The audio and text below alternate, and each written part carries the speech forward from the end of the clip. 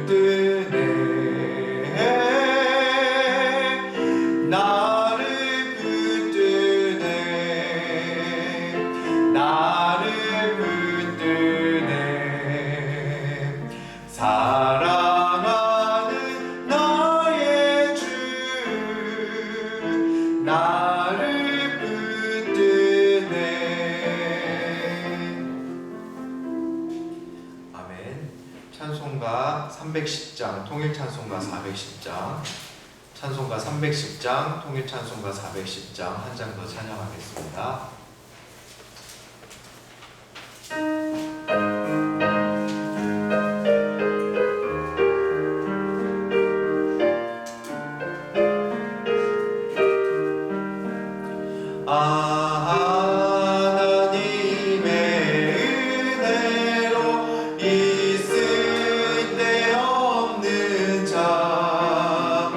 왜 구속하여 주는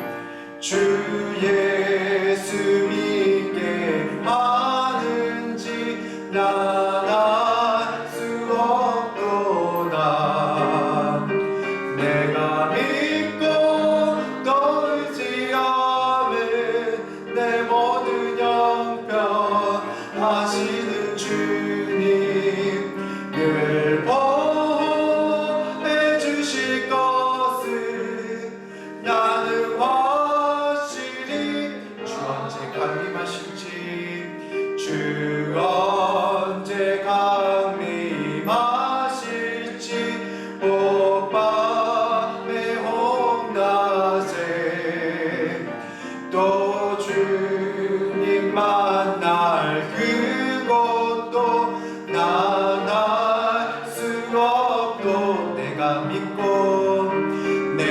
믿고 또 의지하는 내 모든 형편 아시는 주님 늘 보호해 주실 것을 우리 이 시간 함께 예배를 위하여 하나님께 나아가도록 함께 통성으로 기도하겠습니다. 주님 감사합니다. 이 시간 주님 앞에 나아갑니다.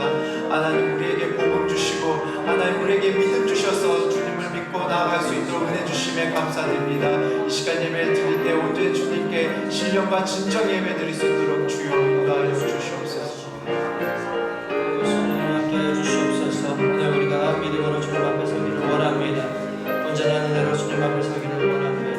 아버지 하나님께서 주시는 귀한 음성 아무튼 귀한 시간 되도록 인도하여 주시옵소서. 사랑하는 귀한 성도들 오늘 이 예배를 통하여 하나님 만나시는 귀한 역사가 우리 가운데 다시 한번 나타나도록 인도하소서. 우리 가슴이 뜨거워지기를 원합니다. 감사합니다. 인도하소서. 주님 함께 하시기 원합니다. 예수님의 이름으로 간절히 주님 기도드려옵나이다.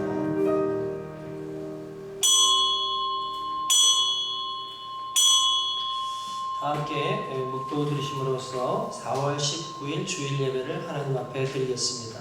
다 함께 묵도 드리겠습니다.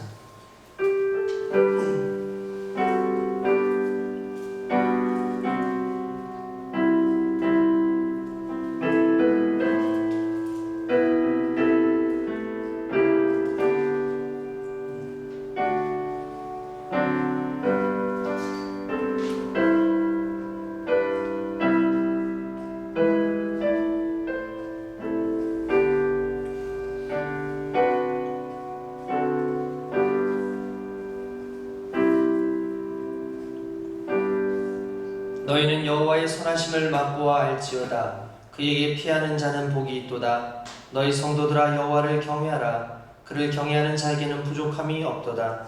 젊은 사자는 궁핍하여 줄일지라도 여호와를 찾는 자는 모든 좋은 것에 부족함이 없으리로다. 아멘.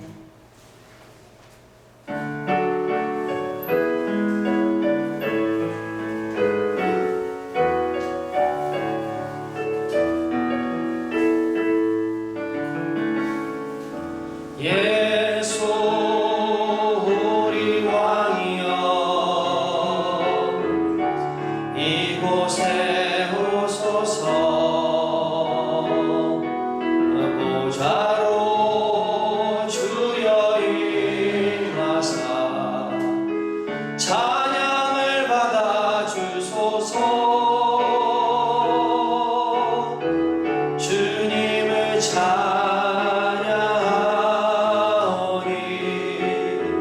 주님을 경배하오니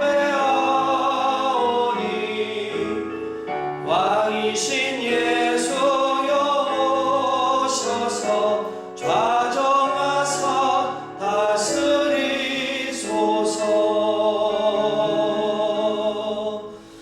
전능하사 천지를 창조하신 하나님 아버지를 내가 믿사오며 그 독생자 우리 주 예수 그리스도를 믿사오니 이는 성령으로 잉태하사 예언대로 처녀의 몸에서 나시고 나를 위하여 고난을 받으사 십자가에 못 박혀 죽으시고 장사한 지 사흘째에 죽은 자 가운데서 다시 살아나시며 하늘에 오르사 전능하신 하나님 우편에 앉아 계시다가 거기로부터 산 자와 죽은 자를 심판하러 오시리라. 성령을 믿사오며 거룩한 공교회와 성도가 서로 교제하는 것과 죄를 사하여 주시는 것과 몸이 다시 사는 것과 영원히 사는 것을 믿사옵나이다. 아멘. 우리 찬송 288장 통일 찬송가 204장 우리 함께 찬양 드리신 후에 정우리 전사님 나와서 대표로 기도 인도하겠습니다.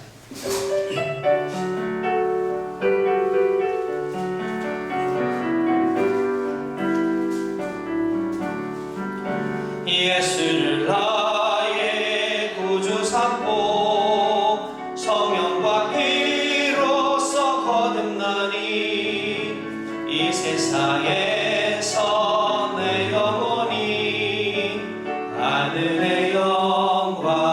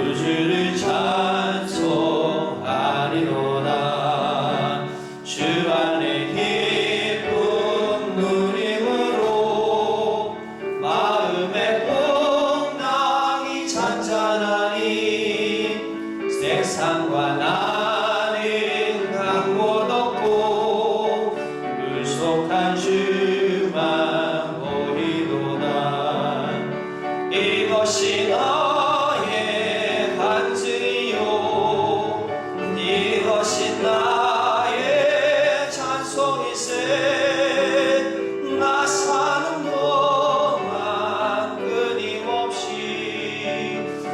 우주를 찬송하리로다.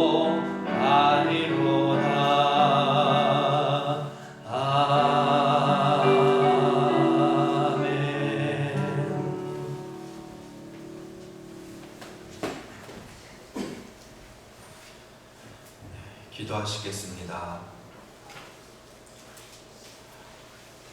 만물을 창조하시고 다스리시고 주관하시는 하나님, 이 시간 우리가 영이신 하나님께 우리의 온 영혼, 우리의 온 존재를 다하여 예배드리길 원합니다.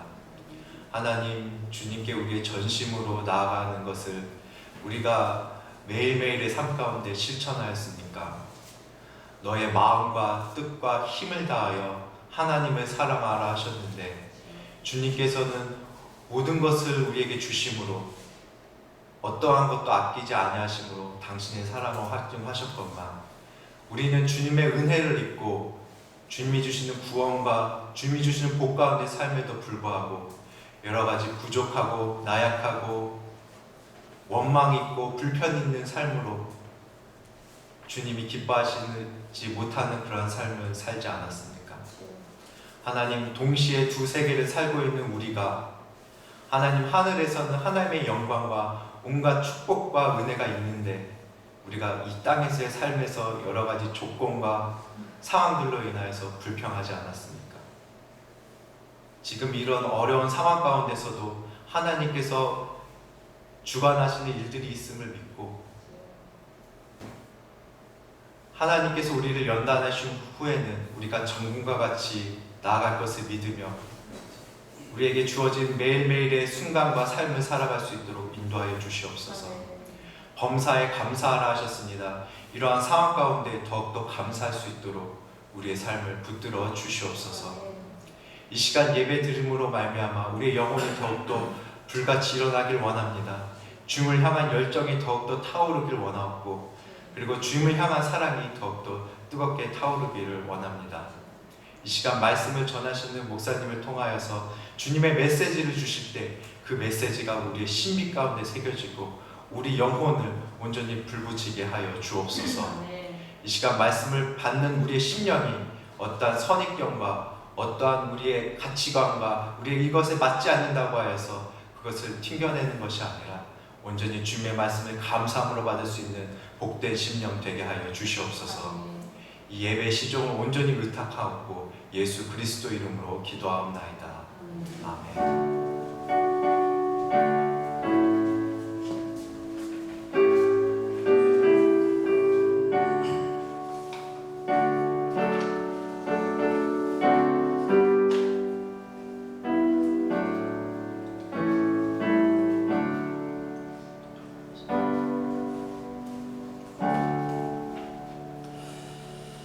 오늘 함께 은혜 받으실 하나님의 말씀은 갈라디아서 6장 11절에서부터 18절까지의 말씀을 함께 보도록 하겠습니다.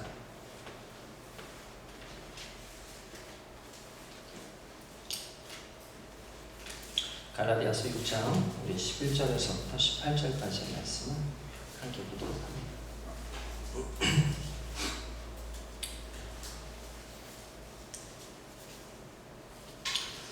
여러분들 가지고 있는 성경 신약 309페이지가 되겠습니다. 309페이지 갈라디아서 6장 11절에서부터 18절까지 말씀을 우리가 함께 보도록 하겠습니다.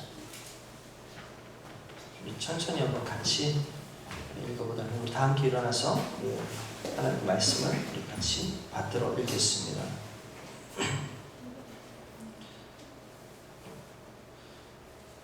내 손으로 너희에게 이렇게 큰 글자로 쓴 것을 보라. 무릇 육체의 모양을 내려 하는 자들이 억지로 너희에게 할례를 받게 함은 그들이 그리스도의 십자가로 말미암아 박해를 면하려 함이라. 할례를 받은 그들이라도 스스로 율법은 지키지 아니하고 너희에게 할례를 받게 하려 하는 것은 그들이 너희의 육체로 자랑하려 함이라. 그러나 내게는 우리 주 예수 그리스도의 십자가 외에 결코 자랑할 것이 없으니 그리스도로 말미암아 세상이 나를 대하여 십자가에 못 박히고 내가 또한 세상인을 대하여 그러하니라. 할례나 무할례가 아무것도 아니로되 오직 새로 지으심을 받은 것만이 중요하니라. 무릇 이 규례를 행하는 자에게와 하나님의 이스라엘에게 평강과 긍휼이 있을지어다. 이 입으로는 누구든지 나를 괴롭게 하지 말라. 내가 내 몸에 예수의 흔적을 지니고 있노라. 형제들아, 우리 주 예수 그리스도의 은혜가 너희 심령에 있을지어다. 아멘. 할렐루야. 네, 하나님의 은혜가 저와 여러분들에게 넘치기를 원합니다. 지난주가 부활주일이었죠. 죄와 사망의 권세를 깨뜨린 우리 주님께서 부활하셨습니다. 우리가 부활주일을 이미 한 주가 지났지만 이제 부활의 흔적이 우리의 삶에서 이제 드러나야 될 때가 됐습니다.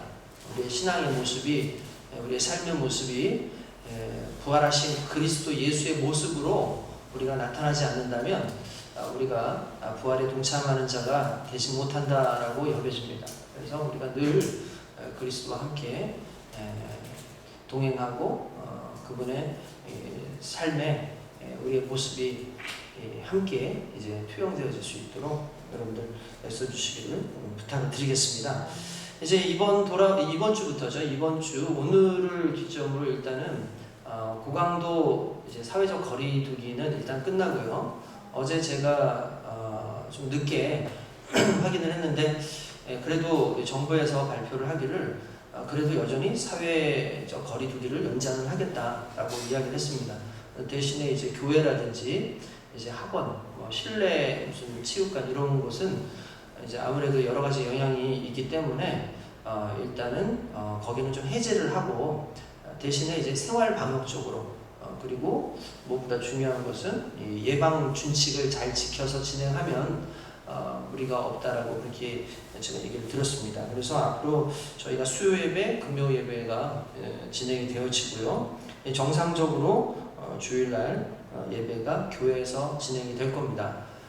그래서 저희가 이제 진행되는 동안에 코로나 예방 준칙을 좀 확인을 했어요. 일단 발열을 체크하고요. 열이 나는지. 그래서 집에서 혹시 열이 나시거나 그런 분들은 이제 계속 영상은 올릴 거예요. 일단 영상은 올리는데 대신에 저희가 11시 예배를 드리지 않습니까? 11시 예배를 드리기 때문에 11시 예배 때 영상을 찍고 1시 반 정도, 2시 정도에 올릴 겁니다.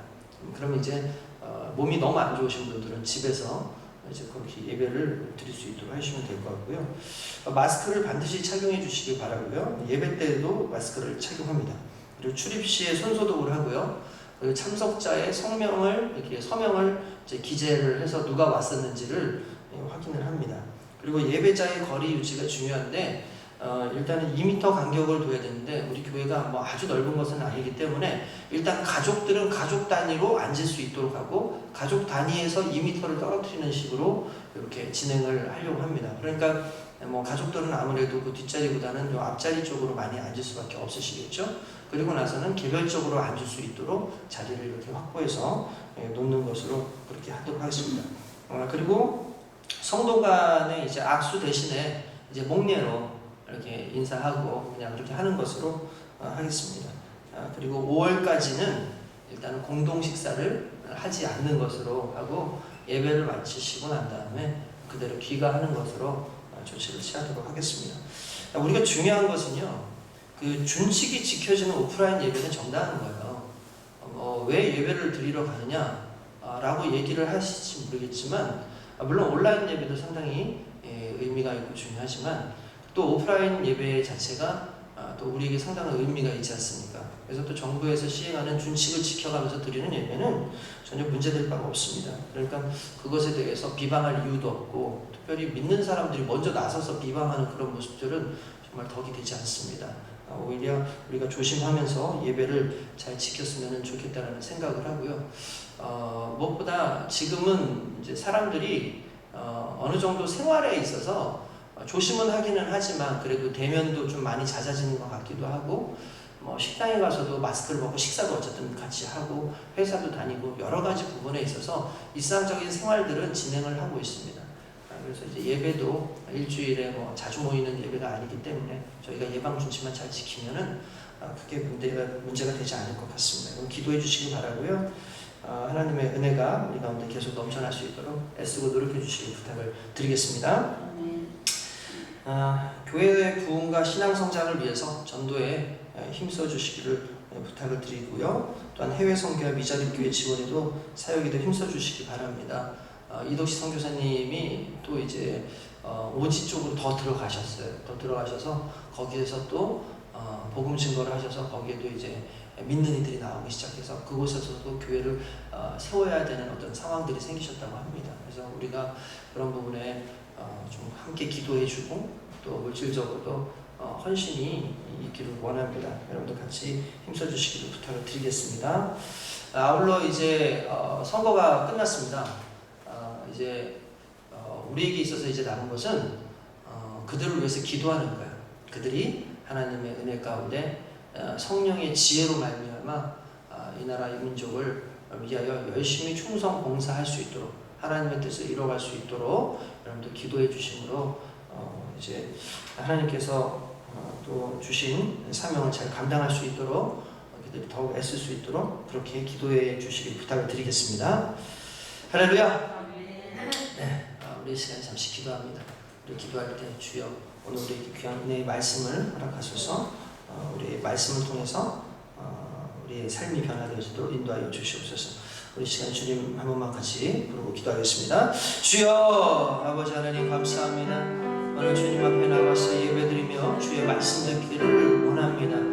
주님의 말씀을 사모하여 그 말씀을 듣고 우리의 삶 가운데 새겨 아버지 하나님 또한 우리의 삶으로 드러나지는 아버지 하나님의 귀한 은혜의 말씀이 되어질 수 있기를 원합니다. 무엇보다 우리의 가슴이 열리기 원합니다.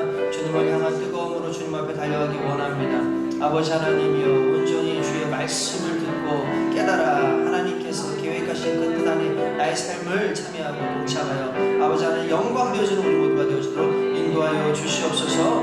이 말씀을 통해서 부활의 주님을 다시 한번 생각하게 하시고 이 부활의 주님 안에서 우리가 온전한 기쁨을 누릴 수 있도록 인도하시기를 원합니다. 아버지 하나님이여 악한 사단들이 이 말씀에 아버지 하나님 우리의 마음을 흐트러지지 못하도록 성령이 함께하여 주시고 오직 우리의 귀가 하나님의 말씀만 듣게 하시며 우리의 눈이 주님을 보게 하시며 우리의 심령이 오직 하나님을 향한 뜨거움으로 세워지도록 인도하여 주시옵소서. 주님 감사합니다. 하나님 은혜 주시고 함께하시고 복을 내려 주시옵소서. 감사하고 예수님의 이름으로 간절히 기도드리옵나이다. 거룩하신 하나님 감사합니다. 오늘도 주님 앞에 예배드리기 위하여 우리 사랑하는 귀한 성도들이 이렇게 예배당에서 또한 가정에서 함께 모여 주님 앞에 영광을 돌리고자 모였습니다.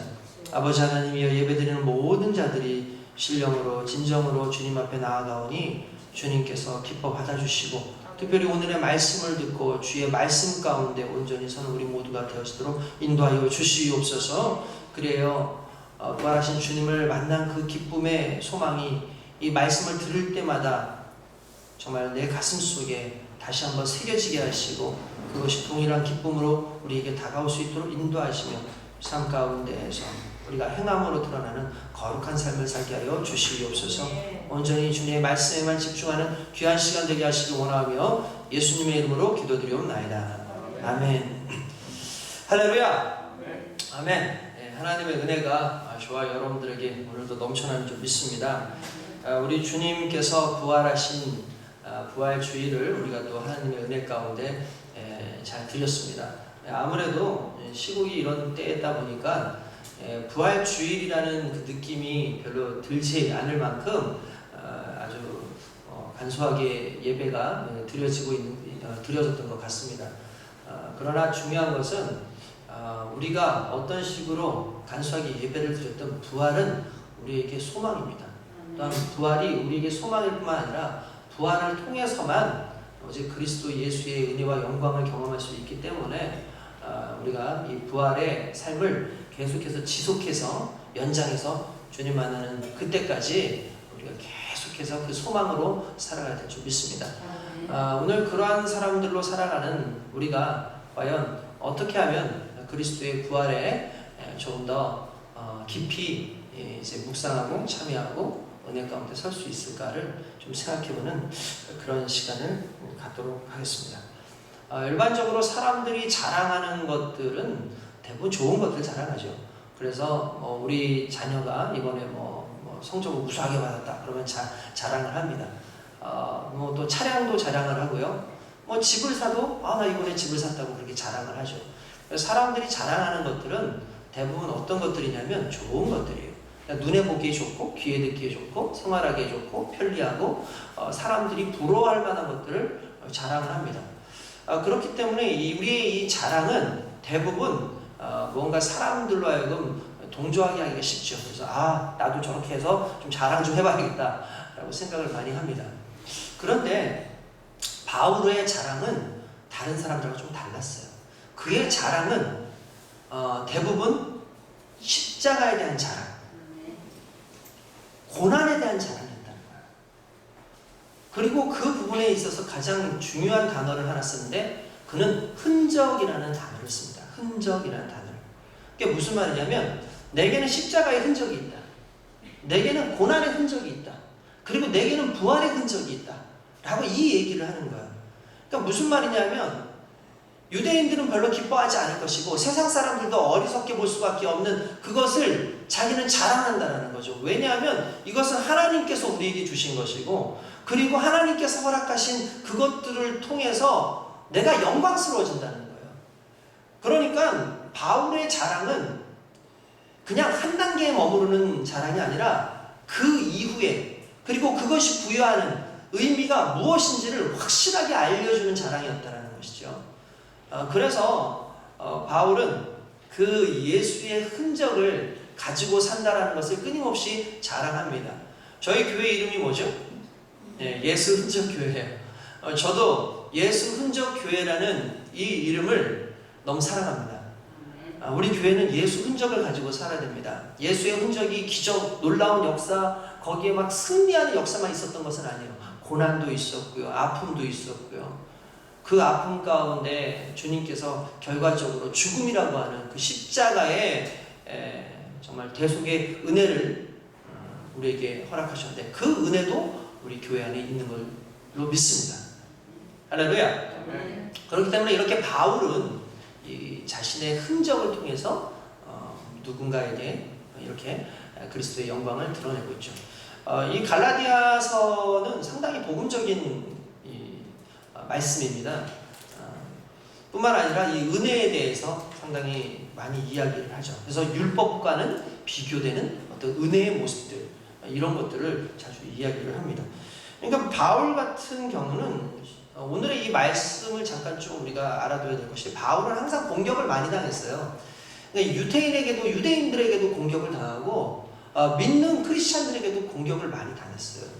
그 이유는 일단은 유대인들에게는 아무래도 그리스도 예수를 증거하는 자라는 그 이유 하나 때문에 계속해서 공격을 받고 또한 믿는 자들에게는 그가 사도기는 사도인데 말 그대로 예수 그리스도를 3년 반 동안 그렇게 제자들과 함께 쫓아다녔던 그런 사도가 아니라 따로 별도로 하나님께서 특별히 부르신 사도였기 때문에 사람들은 그의 사도성에 대해서 상당히 의심을 많이 했던 거예요. 그것이 상당히 자신을 힘들게 할 때가 많고 처음에는 아주 순조롭게 자신을 받아들였던 그런 교회들도 시간이 지나면서 제자들이 또 지나가고 또 여러 성도들이 모이니까 아무래도 많은 말들을 하지 않습니까? 그러다 보니까 바울 그 사람 정식 사도도 아닌데? 이렇게 얘기를 해요.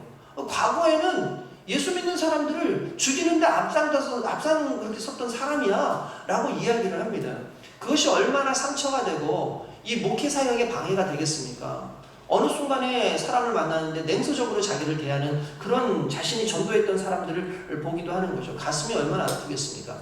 그뿐만 아니라 이러한 부분에 있어서 누구 하나 변호해주지 않고 변명해주지 않는 그런 상황에 몰릴 때도 많이 있었다는 거예요. 그러니까 얼마나 마음이 많이 아팠겠어요. 그러니까 자기 스스로에게서 많은 것들을 생각을 하겠죠. 나는 정말 그리스도의 사도가 맞느냐? 나는 정말 예수 그리스도의 맡겨진 사명을 감당할 자가 맞느냐라고 했을 때 그는 당당하게 얘기해요. 이제 내가 예수의 흔적을 가졌기 때문에 누구도 나에게 시비 걸지 말아라. 누구도 나를 의심하지 말아라. 나에게는 그냥 예수의 흔적이 있다라고 그렇게 이야기를 했다는 사실이에요. 오늘 이 말씀이 저와 여러분들에게 힘이 되길 원합니다. 저와 여러분들도 그렇게 힘이 되어질 줄로 믿습니다. 예수의 흔적으로 살아갈 줄 믿습니다. 솔직히 그 흔적이라는 것은 어떤 뜻입니까? 흔적이라는 것은요, 간단해서 새겨지는 거죠. 그러니까 스티그마타라고 해가지고, 이 스티그마타라는 건 낙인 찍다라는 그런 뜻이에요. 낙인을 찍는다. 그러니까 이 낙인을 찍는다라는 건 그냥 의미적인 것이 아니에요. 의미적인 것은 아니에요. 이게 무슨 말이냐? 여러분, 의미적이라는 것은 동기를 부여할 수 있어요. 그죠? 의미적인 건 동기를 부여할 수 있어요. 그런데 실제적인 것은 능력을 줘요. 이게 무슨 말이냐? 여러분, 우리가 신앙생활을 의미적으로 하는 사람이 있는가 하면 어떤 사람은 신앙생활을 실제로 하는 사람들이 있어요. 그러니까 신앙에 대한 또는 예수 그리스도에 대한 그런 의미만을 따지고 그 의미를 생각하고 머릿속으로만 신앙생활을 하는 사람이 있어요. 그런가 하면 실제로 그리스도 예수의 삶에 동참하고 그 예수를 만나고 그 예수로 말미암아 풍성해지는 사람들은 그것이 삶의 능력이 돼요. 그게 실제적 삶의 모습인 거죠. 그러니까 바울은 그걸 요구하는 거예요. 바울은 신앙생활을 그냥 의미에만 머물지 말고, 의미 너무나 중요하다. 왜냐하면 동기를 부여하니까. 뭐 간단하게 얘기하면 우리가 밥에 의미를 두죠. 그죠? 밥, 정말 좋은 거지. 먹어야지 라고 생각을 해요. 그러니까 우리가 상상을 하는 겁니다. 밥, 그냥 배고플 때 밥 생각만 해도 내가 열심히 일을 해가지고 이 밥값을 좀 벌어야겠다. 내가 빨리 집에 가서 밥을 달라고 해야겠다. 막 뛰어가게끔 하고 나를 움직이게 하는 나름대로 동기를 부여하긴 하죠. 그런데 밥을 실제로 먹을 때 내 삶에 힘이 나요. 그러니까 밥을 상상하는 것과 밥을 먹는 것은 차이가 엄연히 나타나는 거예요. 그러니까 의미적 신앙생활을 하는 사람들은 내가 신앙생활을 하면은 이런 좋은 일들이 있겠구나, 천국이 나의 것이구나, 그것을 그렇게 상상하고 기분 좋게 생활을 할 수 있고 열심히 신앙생활을 하는데 동기가 부여될 수 있지만, 그러나 정작 그리스도의 고난, 부활, 그리고 주님의 일에 동참하는 그 사역의 실제적인 내 삶은 내게 힘을 주죠. 그러니까 의미로만 끝나면 안 된다는 거예요. 그러니까 바울은 항상 그걸 얘기해요. 흔적은 실제다. 나 실제로 고난당했다. 너희들도 알지 않냐? 동족들에게 고난당했고, 아주 강도의 위협도 당했었고, 물에서도 고난당하고, 내가 광야에서도 고난당하고, 그리스도 예수를 위해서 내가 매를 몇 번이나 맞았는지 너희 모르지? 내 몸에는 흔히 말하는 스티그마가 있어. 스티그마타가 있어. 그냥 몸에 그냥 모든 흔적들이 있어라고 얘기를 하는 거예요. 그러면서 이 흔적을 무엇과 비교하냐면 할례와 비교를 합니다. 이스라엘 백성들에게서는 율법에 의해서 할례를 주지 않습니까? 그러니까 예수 믿는 유대인들이 예수를 믿게 된 이 헬라인들이나 이방인들에게 뭘 자꾸 강요하기 시작하냐면, 야, 율법에 그렇게 나와 있으니까 너희들도 할례를 받아. 너희들도 할례를 받아야지 너희도 실제로 예수 믿는 사람이라고, 하나님의 자녀라고 할 수 있어 라고 얘기하죠. 그때 바울은 뭐라고 얘기하나요? 야, 할례는 아무것도 아니야. 우리가 유대인이 아니잖아. 얘네들이, 이 친구들이, 이 사람들이 유대인이 아니잖아. 그들에게 할례를 강요하죠. 왜냐하면 할례로 구원받는 것이 아니야 라고 얘기하는 거죠. 그런데도 불구하고 그들은 할례를 한 자신들의 모습을 자랑해요. 유대인들은 이 할례를 한 자신들의 모습을, 우리는 다른 이방인들하고 달라. 우리는 몸에 할례를 해서 새겼어 라고 얘기를 하는 거죠. 그때 바울이 말하는 건 그런 거 새기는 게 중요한 게 아니야. 우리는 그리스도 예수의 흔적이 있어야 돼 라고 얘기하는 거예요. 그럼 그리스도 예수에 대한 흔적 두 가지는 뭡니까? 고난과 부활이라는 거예요. 할렐루야. 고난과 부활을 우리의 삶에 새겨야 돼요. 그것이 우리의 삶의 흔적이 된다는 겁니다. 할렐루야. 그것이 흔적이 되지 않으면 의미가 없다라는 거예요. 아무리 할례를 많이 하면, 할례를 해가지고 이제 사람들이 할례 숫자가 많으면 뭐합니까? 그리스도 예수가 그들 안에 들어가 있지 않으면 아무것도 아닌 거죠. 아무리 유대인들이 하나님의 백성으로서 부르심을 받았다 할지라도 그리스도의 고난과 그리스도의 부활에 참여하지 않으면 그들의 할례가 무할례와 같다라는 것이 바울이 말하고 있는 바라는 거예요. 그래서 저와 여러분들은 오늘 말씀 속에서 주시는 그 흔적의 의미를 그냥 의미로만 채취하지 마시고 그것이 우리 삶 가운데 실제적인 능력으로 나타날 수 있기를 원합니다. 할렐루야. 부활의 사건은요, 실제적 사건이고 부활의 사건이 우리 삶 가운데 오면 그것이 우리에게 기쁨이 되죠. 저는 이 부활의 사건 하면 생각나는 사람이 있어요. 누구냐면 도마입니다. 도마. 여러분 예수님의 제자 도마 다 기억하실 거예요. 예수님의 제자 도마 그러면 많은 사람들이 의심의 대명사로 그렇게 얘기를 해요. 도마도 참 억울할 것 같아요. 그 한 번 의심했는데 실제로 여러분 다른 사람들 의심 안 했겠습니까? 다른 사람들 의심 안 했겠어요? 예수님 부활하셨다! 라고 얘기했을 때 아마 사람들 다 에이 거짓말 하지 마. 아니 무슨 예수님 부활을 해. 아마 예수님의 제자들도 아마 그랬을 거라고 생각을 해요. 여인들에게 나타나시고 여인들이 와서 예수님 부활하셨다고 했을 때 사람들이 아마 어리둥절해서 무슨 소리야. 죽은 사람이 어떻게 살아나.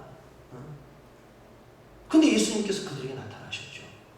그러니까 도마는 그 자리에 없으니까 뒤늦게 와서 사람들이 야 예수님 부활하셨어. 아마 농담인 줄 알았을 거예요. 난 못 믿겠어. 내가 그분을 만져야겠어. 내가 그분의 옆구리에 창자국에 손을 한번 집어넣어 봐야 되고 그 손에 내가 한번 손가락을 집어넣어 봐서 그분이 진짜 부활을 했는지를 확인해야겠다. 그때 주님께서 나타나셔서 야 도마야 한번 내 옆구리에 손을 넣어봐라. 내 이 옆에 이 못자국을 만져봐라. 넣어보니까 실제로 주님 맞아. 그때 도마가 내 주여 나의 하나님이여 고백을 하죠. 근데 이 도마가 우리가 생각했던 것처럼 믿음 없는 사람이 아니에요. 상당히 믿음이 뜨거운 사람이었어요. 도마는 상당히 또 단순한 사람이었어요. 그러니까 많은 걸 생각하는 사람이 아니야. 있는 그대로 믿고 있는 그대로 달려가는 사람이에요. 저는요 근데 이게 중요하다고 생각해요. 이 도마 같은 사람이 오늘 오히려 우리에게 필요하다고 생각해요. 왜 그러냐면 아무런 생각 없이 그냥 이렇게 예수를 믿는데 우르르 따라갔다가 우르르 하는 것이 아니라 적어도 합리적인 의심은 좀 하고 합리적으로 정말 내가 예수를 믿어야 되는 게 맞나? 정말 이분이 생명의 근원이 맞나라는 걸 늘 생각하는 좀 그런 부분이 좀 있어야 되지 않겠습니까? 이 도마는 상당히 의욕적인 사람이었어요. 열정적인 사람이었어요. 그래서 옛날에 여러분 기억나실 겁니다. 그 나사로가 죽지 않습니까? 베다니에 있는 나사로가 죽으니까 예수님께서 베다니에 있는 나사로를 만나고 그를 이제 살려내시죠. 근데 그 전 단계에 어떤 게 있냐면은 요한복음 한 10장 정도에 가면 예수님께서 예루살렘에서 복음을 증거하시다가 돌 맞아서 죽으실 뻔한 적이 있었어요. 그때 제자들이 예수님을 잘 피하게 만들어가지고 예수님이 이제 공경을 당하지 않는 그런 상황이 있었는데 이때에 이제 베다니가 바로 예루살렘 근처에 있는 곳이거든요. 그러니까 베다니로 가려고 하면 이게 쉬운 게 아니에요. 예수님이 거기를 이제 가려면 이제 목숨을 걸고 가야 되는 상황인 거예요, 실은. 그러니까 제자들이 계속해서 말리고 예수님도 뒤늦게 나사로가 죽었다. 우리 같이 가자라고 이야기를 합니다. 근데 그때에 도마가 성경에 보면 나와요. 야! 우리도 주와 함께 죽으러 가자! 그렇게 얘기해요. 그러니까 도마는 뜨거웠던 사람이에요. 도마가 믿음이 없었다면 주님을 그렇게 쫓아서 우리도 한번 죽으러 가자라고 얘기할 수 있었겠습니까? 아니에요. 주님에 대한 어떤 특정한 믿음이 있었다는 거예요. 그런데도 불구하고 그는 자신이 모르는 것을 모른다고 얘기해요. 자기가 경험하지 못한 것에 대해서는 일단 확실하게 두드려보고 가는 거예요. 저는 이게 우리 신앙인에게도 실은 좀 필요하다는 생각해요. 막연하게 믿습니다가 아니라 적어도 주님을 경험함으로 믿습니다로 변해지는, 주님의 말씀을 들음으로 믿습니다로 변해지는 그런 삶이 되길 원합니다. 의심은요 해소가 되면 믿음이 돼요. 그러니까 의심이 해소가 되면 믿음이 되는 거죠. 실제로 이 도마 같은 경우에는 모르면 즉각 물어봤어요. 예수님께서 요한복음 14장에 보면은 내가 이제 아버지께서 마련하신 그 집이 있다 이런 얘기를 하셔요. 그리고 주님께서 그곳에 가시는 것에 대해서도 이야기하시고 이런 얘기를 합니다. 그러니까 이제 도마가 뭐라고 얘기하면 주여 너무 어렵습니다. 그게 무슨 말인지 잘 모르겠어요 라고 얘기해요. 그러니까 이 도마가 가로되 주여 어디로 가시는지 우리가 알지 못하기를 그 길을 어찌 알겠었나이까 라고 얘기를 해요. 그러니까 다른 사람들은 질문 안 해. 그냥 듣고, 여러분들 그런 거 있죠. 선생님이 설명을 하잖아요. 강의를 하잖아요. 알겠니? 그러면 애들이 네 그래요. 그럼 다 알까요 진짜? 거기에 테마는 몰라요. 테마는 몰라요. 저도 여러분들한테 설교를 다 하고 난 다음에 자 여러분들 설교 아시겠죠? 그러면 네 하고 잘 들으신 몇 분들 있지만 실제로 대답 안 하는 다수가 설교 내용을 모를 때가 있어요. 어려울 때가 있어요. 그런데도 불구하고 아무 소리 안 해요. 그런데 그 중에 그런 친구도 있죠. 저 선생님 하면 손드는 애들이 있단 말이에요.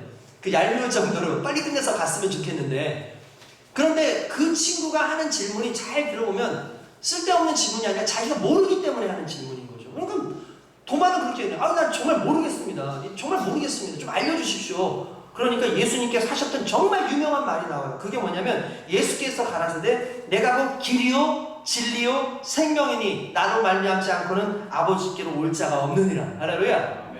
만약에 이 대답이 없었다면 지금 우리는 예수님을 상당히 이해하기 어려웠을 거예요.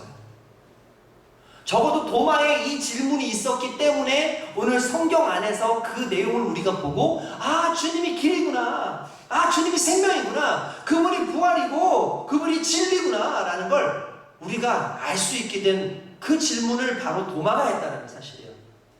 여러분 오늘 우리가 주님께 도마와 같은 질문을 해야 됩니다.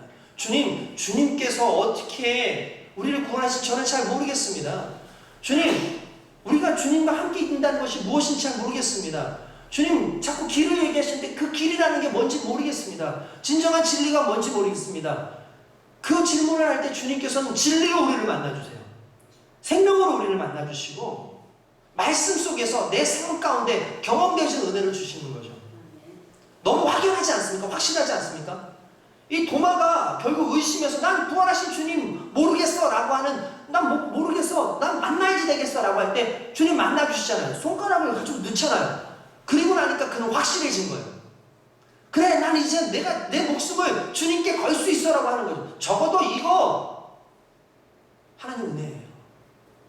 그게 믿음으로 주어지는 하나님의 은혜. 도마는 이런 합리적 의심을 했다라는 거죠. 그리고 그 의심을 통해서 주님이 만나주셨고 만나주신 주님을 통해서 그게 의심으로 가는 것이 아니라 결국 하나님을 향한 믿음으로 바뀌면서 순교적 자세를 가지고 제자들 중에서 가장 멀다고 하는 그 인도까지 가서 복음을 증거하고 거기에서 죽임을 당합니다. 이렇게 되기까지 그의 삶 가운데 경험되어진 흔적이라는 것이 있었다는 거죠. 저와 여러분들도 동일하게 그러한 흔적이 있기를 주님의 이름으로 축원드립니다. 흔적은 현실이에요. 흔적은 그냥 우리가 상상으로만 그렇게 예수님을 나는 흔적으로 지었어가 아니라 직접 그리스도의 고난을 보았고 직접 그리스도의 부활을 봤던 사람들은 끝까지 그 부활에 참여하기 위해 목숨을 거는 그 아름다운 모습이 신앙적인 그 모습이 그들에게 있었다라는 걸 우리는 오늘 깨달아야 될 줄로 믿습니다. 과연 우리는 예수의 흔적을 우리 삶 가운데 가지고 있습니까? 우리가 그것을 진지하게 물어봐야 될 때가 아닌가라는 생각을 합니다. 과연 나는 예수 그리스도의 그 흔적을 내 삶 가운데 가지고 사는가? 제가 다시 말하지만 의심은 나쁜 것이 아니에요. 의심이 해소되면 믿음이 된다고 얘기했습니다. 의심은 자연스럽게 나타날 수 있는 거죠. 믿음이 없으면 의심이 생기지만 의심이 생겨서 믿음이 흔들린다면 그때 우리를 해결할 만한 가장 강력한 근거인 그리스도를 만나는 것이 일단 우리에게 1차적인 것이라고 할 수 있죠. 그러니까 이렇게 생각하시면 돼요. 우리에게 있어서 문제는 의심이 아니라 그리스도를 경험하지 못하는 거예요. 우리에게 있어서의 문제는 의심이 아니에요. 우리가 의심하는 게 문제가 아니라 의심되었을 때에 그리스도를 만나지 못한 것이 결국 그게 큰 문제라는 거죠. 저와 여러분들은 그리스도를 만나는 귀한 은혜가 있기를 주님의 이름으로 축원드립니다. 할렐루야. 믿으시죠? 맞습니다. 신앙의 문제는 의심이 아니라 경험되지 못함에 있는 거예요.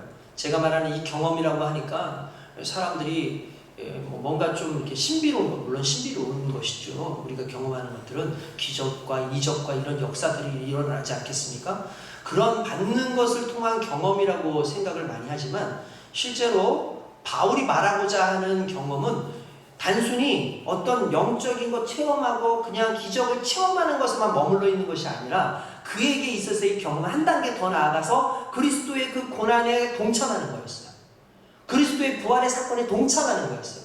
그러니까 받는 거에 머물러서 예수님께서 그렇게 하셔서 내가 이런 기적이 일어나서 할렐루야 감사합니다로 머무는 게 아니라 이제는 그리스도께서 받으신 고난 나도 함께 받겠습니다라고 그렇게 들어가지고 그리스도의 고난 안에 내가 참여하겠습니다라고 그렇게 들어가지는 게 바울이 말하는 그 고난이고 그게 흔적이었다는 거예요.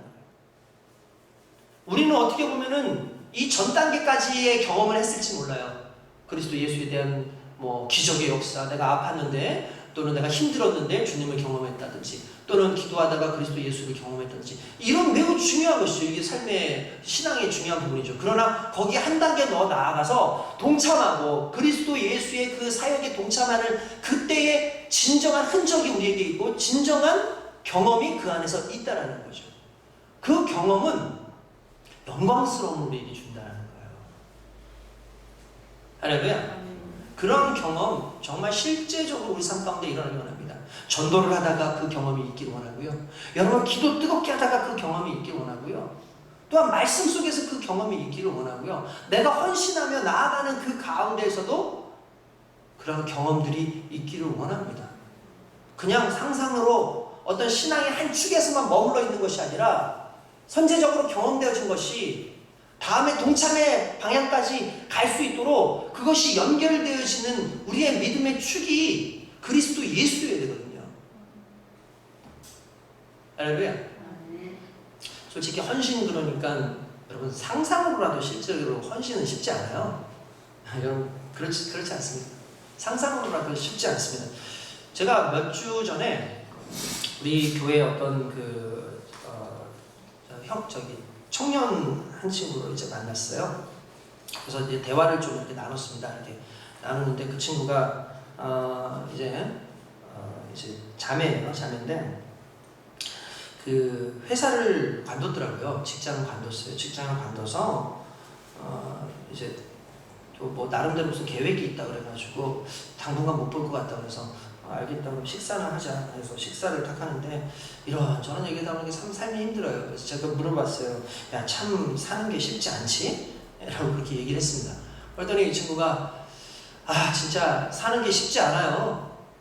정말 열심히 노력해도 그래서 그냥 큰 거 한 방 하려고요. 그러더라고요. 그래서 큰 거 한 방이 뭔데? 그러니까 로또를 사야겠대요. 로또를 사서 그걸로 큰 거 한 방 외에는 답이 없는 것 같다는 거예요. 그래 뭐 그럴 수 있지. 그래서 제가 그렇게 웃으면서 뭐라고 얘기냐면 그래 로또 되면 11조 꼭 해라 이렇게 얘기를 했어요.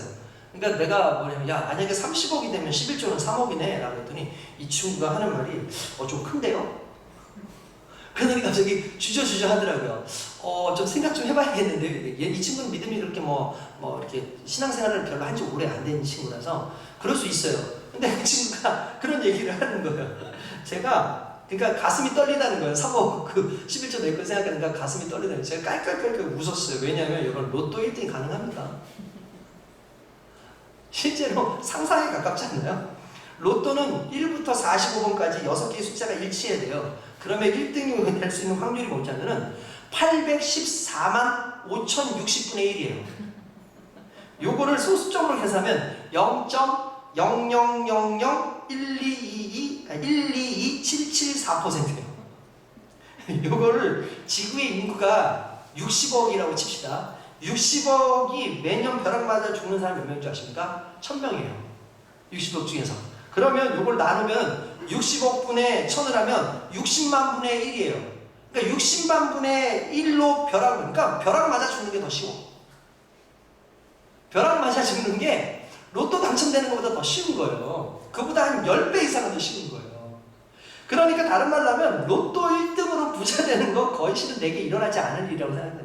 그건 진짜 정말 어떻게 하다가인지는 정말 하나님 계획하실 수도 있고 세상 사람들이 말하는 운이라는 걸 쳐도 그게 될 가능성이 있어.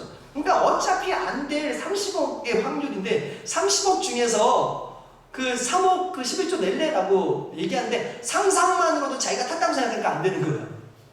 어차피 되지도 않을 텐데. 저 같으면은 아이 무슨 소리예요. 그 27억을 내고 제가 3억만 가져갈게요. 그래도 난 감사하겠어. 여러분 그렇지 않습니까? 여러분들 힘드시군요. 아니 진짜 상상으로도 헌신이 쉽지가 않아요. 상상만으로도 쉽지가 않아요. 이게 삶이에요. 상상만으로도. 그런데 이게 현실이라면 더 힘들죠. 현실하면 더 힘들어요. 그러니까 바울이 얘기하는 건 너희가 상상에 의해서 가지고 있는 신앙적 요소 말고 현실적 신앙적 요소에서의 흔적을 가지라는 거예요. 왜 맨날 상상하고 그냥 머릿속에만 신앙생활이 있고 삶에서 드러나지도 않으면서 나는 그리스도인이라고 얘기를 하고 사느냐. 그게 아니라는 거죠. 상상과 신앙, 상상의 신앙과 현실의 신앙에서 헤매고 있는 우리 모두에게 실제적인 신앙은 고난이 있고 아픔이 있고 또한 내가 하나님 앞에서 헌신하기 위해서 내 삶을 철저하게 하나님 앞에 드리는 것이 이게 신앙의 흔적으로 나타나지 않으면 누구든지 나를 공격해 올 때 쭈그러들 수밖에 없다는 거죠. 바울이 당당할 수 있었던 이유가 뭐냐면 너희는 모르겠지만 나는 고난을 받았어. 너희는 잘 모르겠지만 나는 그리스도의 복음을 증거하다가 죽을 뻔도 했어. 그러나 내가 이 모든 걸 감당하는 이유는 부활의 주님을 내가 만났었기 때문이야 라고 얘기한다는 거죠. 저와 여러분들이 그렇게 되시길 원합니다. 우리의 생각과 믿음은 별개일 수 있다는 걸 다시 한번 여러분 생각해 보시기 원합니다. 오래전에 읽은 책의 그 짤막한 이야기 하나를 잠깐 소개해 드릴게요. 서커스 공연이 있었습니다. 근데 서커스 사람들이 이제 서커스 공연을 이렇게 보러 간 거예요. 근데 마치 어떤 고개사 하나가 칼을 던지는 이 고개를 하는 겁니다. 너무 잘 던지는 거예요. 백발백중입니다. 막 이렇게 던지는데 탕탕탕 맞추고 풍선을 맞추고 또 뭐 작은 조그만 것도 다 맞춰내는 거예요. 정확하게 한치 오차도 없이 다 맞추는 겁니다. 사람들이 와 놀라가지고 막 박수를 치고 와 대단하다 이렇게 얘기를 하는 겁니다. 그러니까 이 사람이 갑자기 눈을 가리는 거예요. 눈을 가리더니 정확하게 사과를 탁탁탁 꽂히는데 완전히 그 사과를 다 맞추는 거예요. 그러니까 사람들이 막 흥분해가지고 와 대단하다라고 얘기를 합니다. 그러니까 이 사람들이 막 이렇게 대단히 하니까 이 사람이 잠깐 이렇게 눈을 가린 걸 빼더니 사람들을 보더니 자 여러분들 재밌게 보셨습니까? 네! 그러면 여러분들 만약에 제가 혹시 여기에 사람을 세워놓고 그 머리 위에다가 사과를 놓고 내 눈을 가리고 던지면 맞힌다고 생각합니까? 그러니까 사람들이 물론이라고 박수를 팍 치는 거예요. 그렇습니까? 그럼 제가 한번 해볼까요? 그러니까 네! 하고 소리를 지르는 겁니다. 감사합니다. 그럼 여러분 저를 좀 도와주십시오. 누가 한 분이 좀 서 계셔주세요. 그 위에 사과를 올려놓겠습니다. 그랬더니 갑자기 조용해졌어요. 아무도 나올 생각 안 하면 그냥 조용해진 거예요. 그리고 그냥 눈치만 살살 보고 완전히 그냥 고요의 전막이 막 흐르는 그런 상황이 된 거죠. 저는 이게 우리의 모습일 수 있다고 생각해요. 헌신할 수 있을 것 같고 내가 믿음을 위해서는 주님을 위해서 죽을 것 같아. 지금 이 코로나 전국에도 당장 우리의 마음은 흔들려요. 물질이 조금만 들어오지 않아도 지금 당장 흔들릴 수밖에 없는 상황들이 생겨요. 그건 목사인 저에게도 피해갈 수 없는 문제더라고요. 당장에 너무 힘든 상황들이 오니까. 근데 여러분 우리가 상상만 하고 어떤 그런 부분이 있었는데 어느 순간에 하나님께서 우리에게 자 너희들 부활을 믿는 예 믿습니다. 그래 너희 믿음 가지고 있구나. 예 그럼요. 그러면 부활을 위해서 고난에 참여할래? 잠시만요. 이 죽음에 참여할래? 주님 잠시만요. 이거는 실제잖아요. 얘기가 다르시잖아요. 이게 우리의 모습이죠. 고난에 참여할래? 아니라는 거죠. 베드로한테 그렇게 말하죠. 너 나를 따라올 수 있니? 내가 죽기까지 주님을 따라가겠습니다 라고 얘기하지 않습니까? 근데 주님의 죽으심 앞에서 베드로는 여자아이 하나가 이 사람도 그 사람하고 함께 있었던 사람인가? 그러니까 성경에 뭐라고 되는지 아시죠? 욕하며 부인하면서 욕하며 모른다고 부인합니다. 이게 우리의 실제일 수 있어요. 믿음과 행함이 별개였던 거죠. 정작 진짜 칼이 들어오려고 그러니까 떠나갈 수밖에 없는 게 믿음이에요. 그래서 믿음 생활 쉽지 않습니다. 착각하면 안 됩니다. 물론 그리스도 예수 안에서 구원의 놀라운 역사가 우리 가운데 있습니다. 그러나 그 구원의 주님을 끝까지 붙잡고 살아간다는 것은 너무나 포기해야 될 것들이 많다는 거예요. 그리고 그것은 상상이 아니라 실제라는 거예요. 실제의 삶 속에서 우리의 삶이 어떻게 되어지느냐 이게 너무 중요한 거죠. 정작 환난이 오고 핍박이 오고 내가 손해볼 일이 생기면 내가 언제 예수님을 따른다고 했냐, 내가 언제 예배 드린다고 했냐, 예배 구경한다고 했지, 예수님 구경한다고 했지, 신앙생활 구경한다고 했지, 이렇게 얘기하는 게 우리 있을 줄 몰라요. 어쨌든 이야기를 다시 환기시켜서 그 칼을 던지던 그 고개사가 그러니까 아무도 얘기 안 돼. 갑자기 뒤쪽에서 제가 하겠습니다! 그러고 한 어린 소년이 벌떡 일어났는데 나오는 거예요. 사람들이 오 하면서 박수를 팍 치는 겁니다. 그리고 그 아이가 일정한 자리에 서가지고 사과를 올리고 가만히 있는데 진짜 이 눈을 가리고 탁 던지면 사람들이 조마조마하잖아요. 이걸 잘못만 던지면 난리가 나는 거예요. 그런데 이렇게 딱 던졌는데 정확하게 사과에 딱 꽂히니까 사람들이 박수를 팍 치는 거예요. 근데 이 친구도 환하게 웃으면서 자기 자리로 돌아가니까 주변의 사람들이 이야 너 대단하다. 근데 너 겁나지 않았냐? 그러니까 저 전혀 겁나지 않는데 왜 그래? 어떻게 그럴 수 있어요? 우리 아버지는요 한 번도 실수한 적이 없어요. 라고 얘기해요.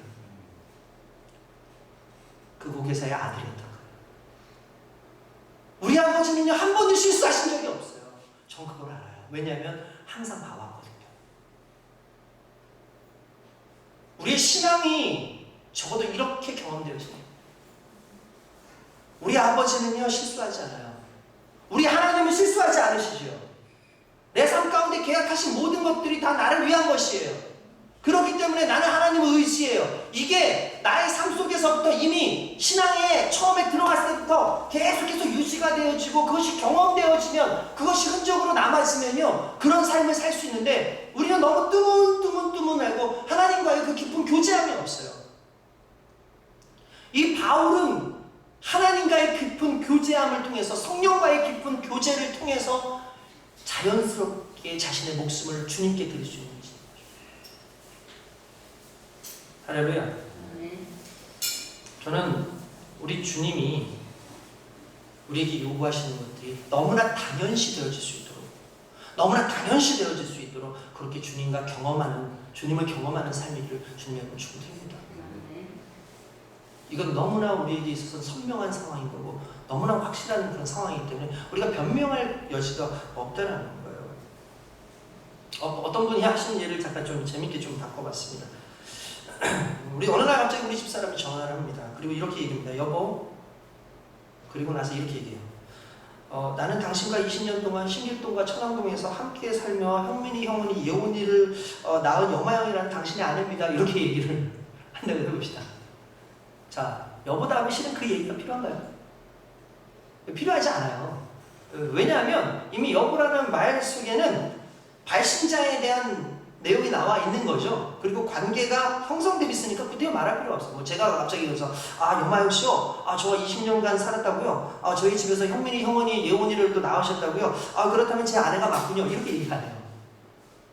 왜냐하면 여보라는 그 단어 하나에 이미 모든 게 다 설명되어 있어요. 그 목소리로 그냥 여보라는 단어로 이미 오랜 시간 강기적으로 다 표현된 거죠. 이게 왜 가능하죠? 인격적 교제가 계속 되어 있기 때문에 그래요. 낯설지가 않죠. 그냥 자연스럽죠. 성령님과 동행하는데 굳이 하나님 저는 누구고 이렇게 말할 필요가 없겠죠. 왜냐하면 그분과 계속해서 함께 교제하면서 이야기하니까. 저는 뭐 심지어 가끔 우리 사모님한테 전화할 때 난데 이렇게 해도 난 줄 알아요. 난데 그래도 난 줄 알아요. 내가 누군지 설명 안 해도 난 줄 알아요. 그거는 너무나 당연하게 같이 경험되어진, 교제되어진, 밀접한 어떤 그 속에서 나타나는 것 아닙니까? 그냥 관계적인 흔적이 남은 거죠. 그냥 내 삶 가운데, 내 심령 가운데 그렇게 남는 거죠. 긴밀한 하나님과의 관계로 남는 흔적. 아버지, 나는 그 한마디면 되는 거죠. 아들아, 딸아. 그 한마디면 되는 거죠.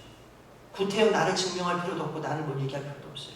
이미 주님과 함께 거하면서 그분을 통해서 내 삶 가운데 드러나는 거.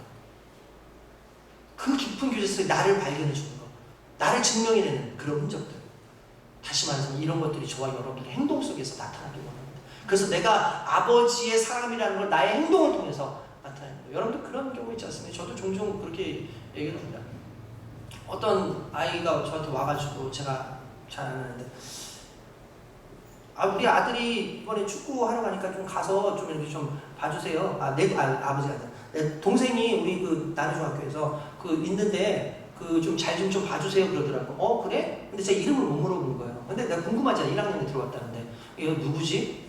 하는데 누군지는 전혀 모르겠는데 한 녀석이 왼발잡이에요. 왼발로 차는 데다가 게다가 폼이 좀 독특해. 그래서 내가 혹시 너 누구 동생 아니냐 했더니 맞는데요? 그렇게 얘기하는 거예요. 제가 그걸 보면서 막 웃었어요. 왜냐하면 지형하고 똑같은 거야. 지형도 왼발잡이인데다가 게다가 걔도 특유의 폼이 있거든요. 그런 모습을 보면서 야, 네 행동을 보면서 난 니네 형이 누군지 알겠다. 게다가 좀 얼굴도 좀 비슷하게 생겼었거든. 그러니까 여러분 이게 있어요. 나를 증명하고 내 흔적으로서 가장 나타나는 게 뭐냐면 하나님 아버지의 흔적이 내게, 성령의 흔적이 내게 나타나는 가장 중요한 건 성령의 행동을 하는 거예요. 그리스도 예수의 흔적을 나타낼 수 있는 가장 좋은 방법은 그리스도 예수께서 삶 속에서 보여주셨던 것, 예수께서 십자가에 달리실 때 보여주셨던 것, 그리스도 예수께서 부활하실 때 보여주신 것을 내가 세상 가운데 보여주면 그것이 흔적이 되는 거죠. 그러면 나를 통해서 아버지가 드러나게 돼 있고, 나를 통해서 그리스도 예수가 드러나게 돼 있고, 나를 통해서 성령께서 드러나시게 돼 있다는 거예요. 그러한 흔적이 저와 여러분들에게 자랑이 되기 원합니다. 예수 흔적이 우리의 믿음이 되고, 예수 흔적이 우리의 자랑이 되고, 예수의 흔적으로 말미암아 그냥 머물러 있어가지고 어느 날 그냥 갑자기 생긴 흔적이 아니라 오랜 기간 동안 그분과 교제하고 말씀 속에서, 기도 속에서, 행함 속에서 나와 인격적으로 만져주는 그 성령을 통해서 나타나시는 그 흔적, 그게 우리 예수 흔적 교회의 모든 성도들의 흔적이 될 수 있길 주님의 이름으로 축원드립니다. 기도하겠습니다. 우리 시간에 기도할 때 주여, 예수 흔적의 믿음이 있길 원합니다. 성령으로 말미암아 우리에게 주어주시는 그 인격적인 교제 속에서 나타나는 흔적들, 실제의 삶 가운데 나타나는 고난당하고 어려움 가운데 있을 때에도 변치 않는 믿음 속에서의 흔적들, 부활의 흔적들, 그리고 내가 행함으로 말미암아 드러나는 이러한 흔적들, 바울이 가지고 있는 모든 것들 속에서 주님, 결국 우리는 예수의 흔적을 지니고 있습니다. 그 흔적으로 살아가는 우리 모두가 되게 하소서. 우리 시간에 주님 한 번으로 같이 기도드리겠습니다. 주여, 아버지 하나님 감사합니다. 주님, 주님의 흔적을 가지고 살아가는 우리 모두가 되기를 원합니다. 그리스도 예수로 말미암아 우리가 고난을 당합니다. 그리스도 예수로 말미암아 우리가 부활을 경험합니다. 그리고 그것이 내 삶 가운데서 흔적으로 남기를 원합니다. 그 흔적 속에서 하나님의 영광 드러나기를 원합니다. 아버지 하나님이여, 그리스도의 증인으로서 살아가기 위해 그리스도의 흔적으로 살아가는 우리 모두가 될 수 있도록 인도하여 주시기를 원합니다. 아버지 하나님, 유대인들이 말하는 그런 할례적 요소가 흔적이겠습니까?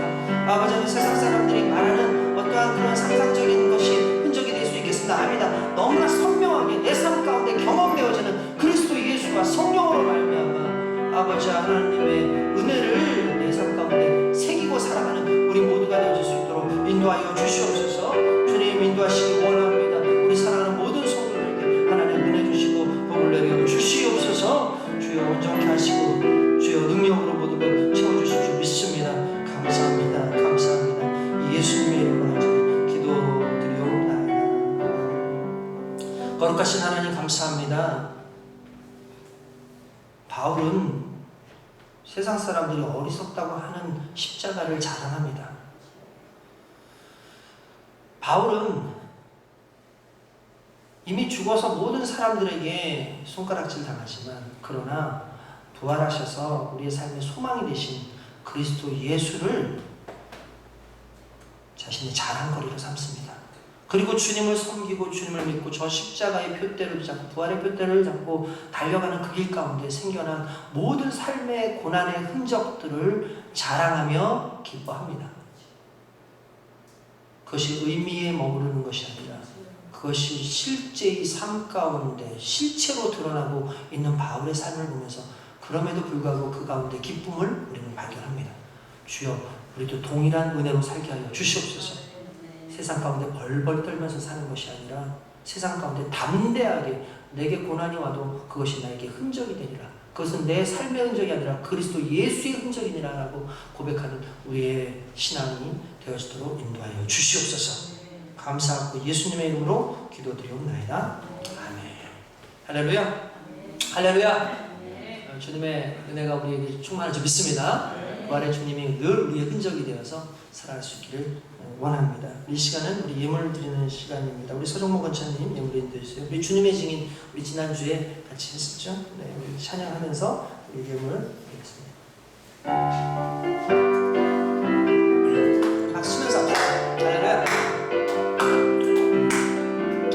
우리는 모두 다 주님의 증인 땅 끝까지 이르러 주 복음 전하세.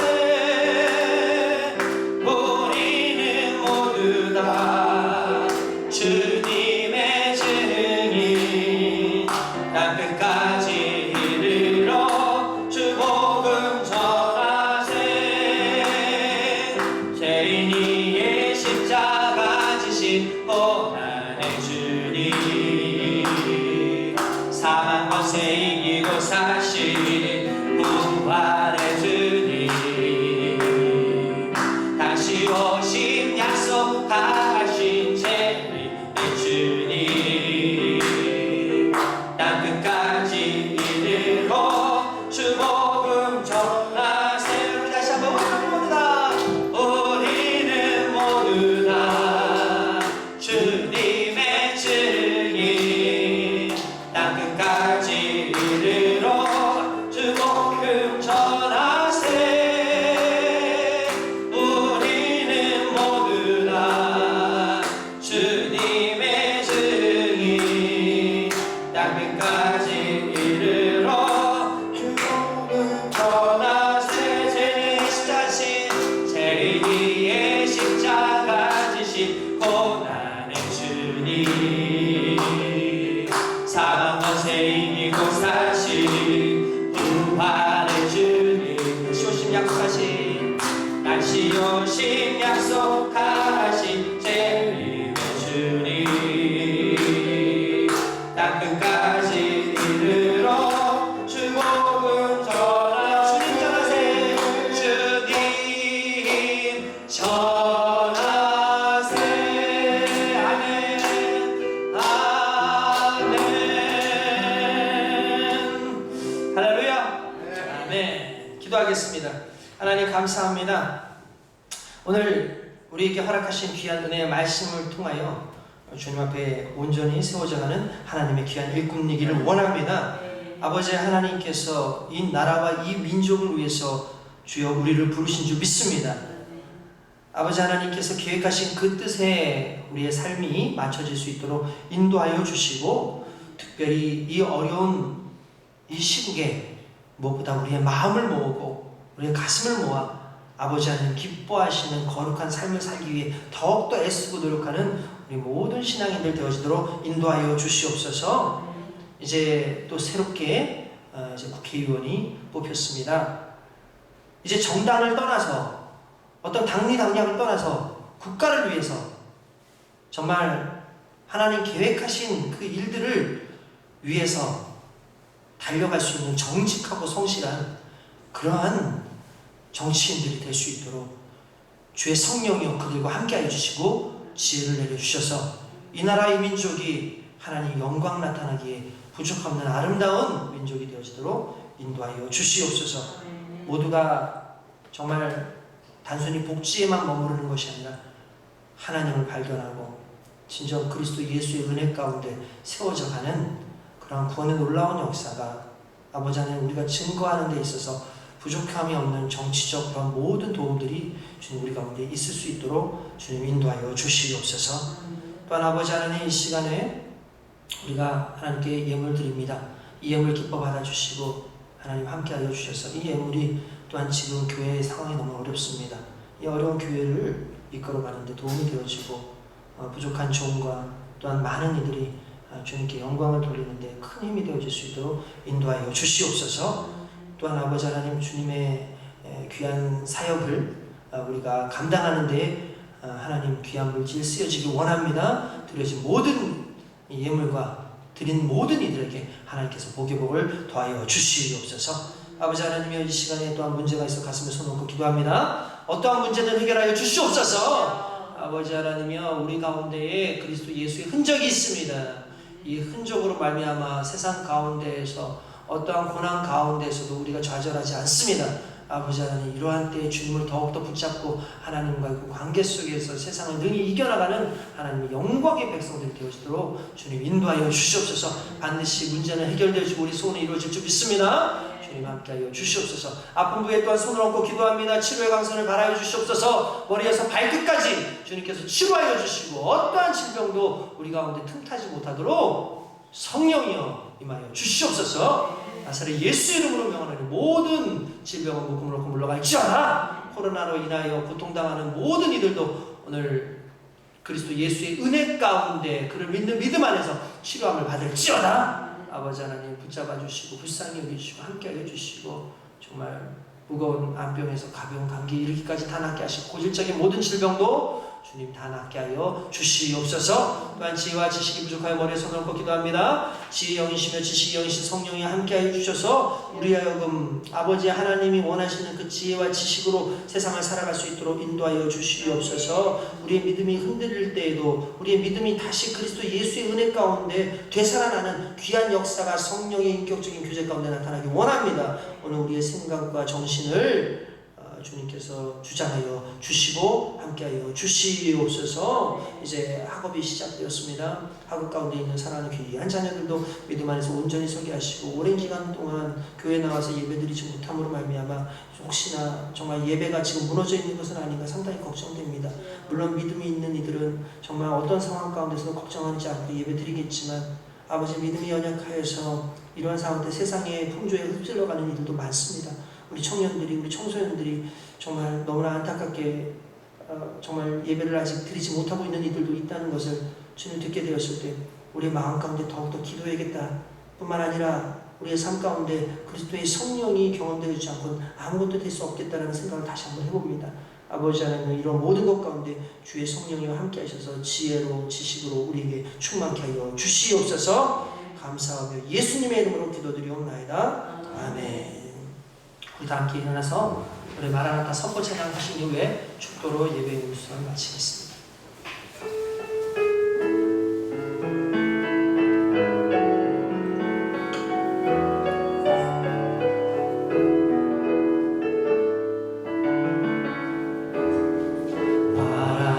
마라나타 주 예수여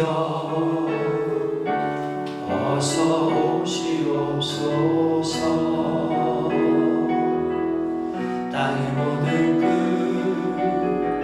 모든 족속 주를 찬송하게 하소서. 마라나타 주 예수여 어서 오시옵소서. 모든 열방이 주께 돌아와 춤추며 경배하게 하소서. 우리 주님 다시 오시기를 만들자. 십자가를 들고 땅끝까지 우린 가리라. 우리 주님 하늘 영광 온 땅 덮을게 우리 땅 끝에서 주를 얻으리. 마라나타 마라나타 아멘. 주 예수여 오시옵소서. 마라나타 마라나타 아멘. 주 예수여 오시옵소서. 아멘. 주 예수여 아멘. 주 예수여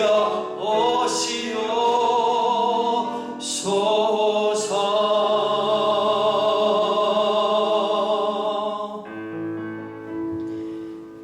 이제는 우리에게 부활의 흔적을 허락하신 그리스도 예수의 은혜와 아버지 하나님의 극진하신 사랑하심과 성령님의 감화 감동 위로 교통 인도 충만하신 그 은혜가 오늘 주님 앞에서 예수 흔적 자랑하길 원합니다.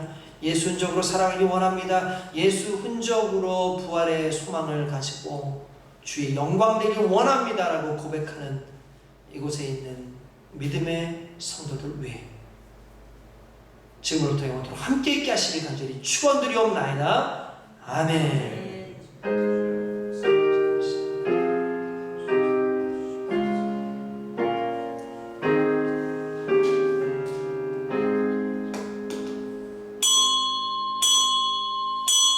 이것을 예배 모든 순서를 마치겠습니다. 우리 하나님 감사 영광을 받고 할렐루야. 한 주간도 승리하시기 바랍니다. 네.